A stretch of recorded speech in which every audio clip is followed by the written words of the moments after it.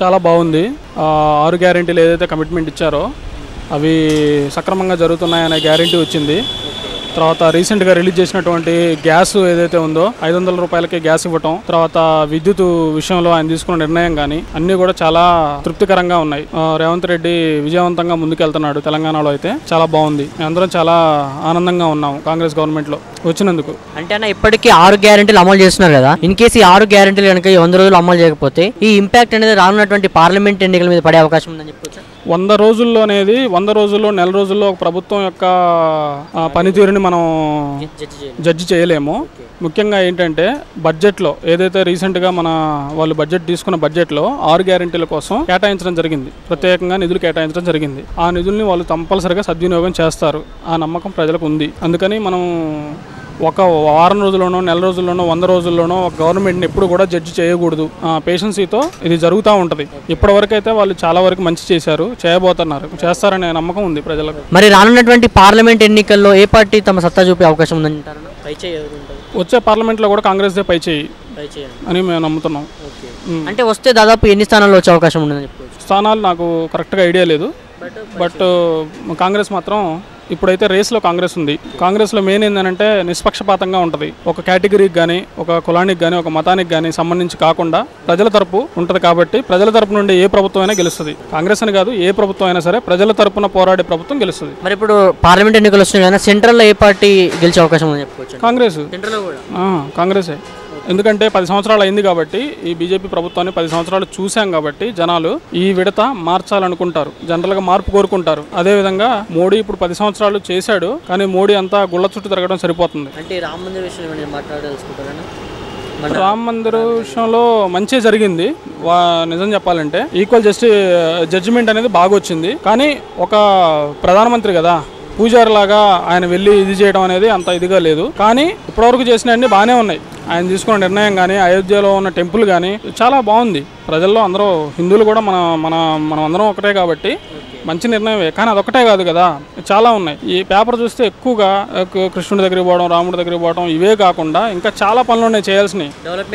పేదరికం ఉంది, నిరుద్యోగత ఉంది, నిరుద్యోగ సమస్య ఉంది, పేదరికం ఉంది, జీడిపి ఉంది, టెక్నాలజీ ఉంది.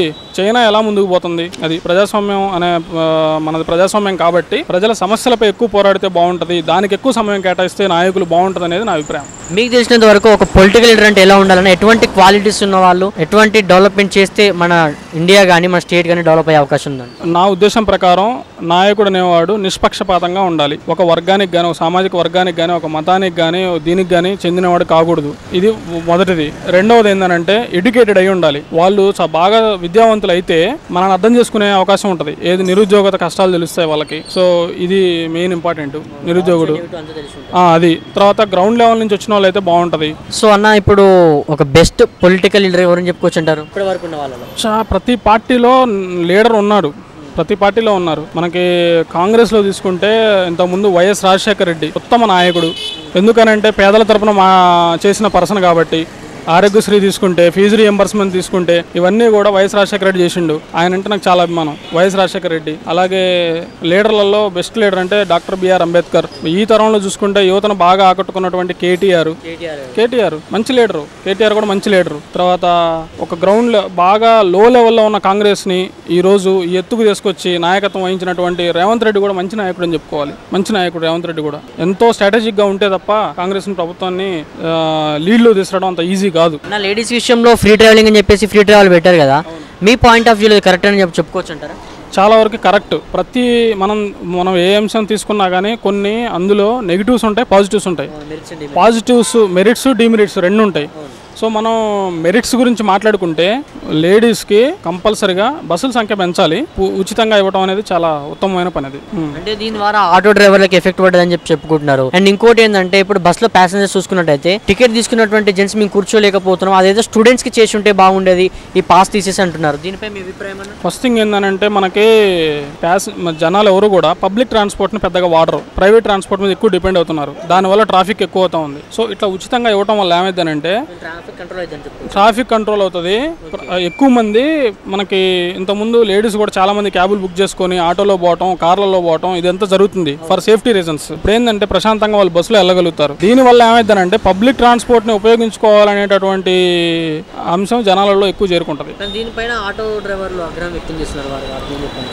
ఇబ్బందులు ఉంటాయి కానీ అదొకటే కాదు కదా. ఆటో డ్రైవర్లు ఓలా ఉంది, తర్వాత ఊబర్ ఉంది, వాటిలో వాళ్ళకి వస్తూనే ఉంటాయి. ఎందుకు రావు? పర్లేదు, బాగానే ఉంటుంది.